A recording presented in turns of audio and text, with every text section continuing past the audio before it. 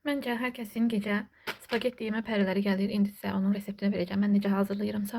Mən bir dənə özümə yeyəcəm demək. Ona görə bir dənə balaca qazan götürürük. İçərisinə duru yağımızı tökürük. Yağımızın üstünə bir qaşıq tomat pastası əlavə edirik.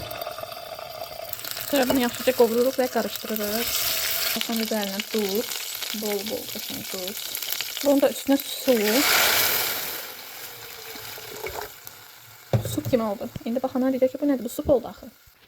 Neyse, həmin bu suyun içərisinə nə qədər spagetti istəyirsinizsə əlavə edin. İndi bunun içine girecek.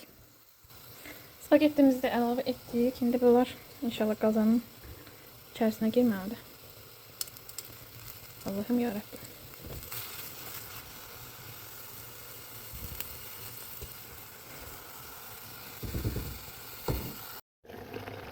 Spagettilerimiz pişiyor.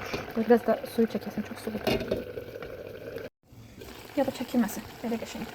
Mən sulu sevirəm. Gəlik ən gözəl anına. Üzərinə mozzarella pendir. Evdə hansı pendir varsa ondan əlavə edin. Əriyən pendir olsun, əsas odur. Bol. İndi bu da ərisin. Hazırsızsa göstərirəm. Wow.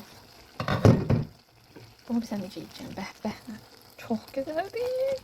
Mənim möhtəşəm sunumum. Görürsünüz, möhtəşəm dostalarına yemeği pişiren qadınları keşfetdi. Hamının qabağına çıxır məncə. Bunun gibi çok güzel sunum yaptım. Gittim yemeğe, sağ ol.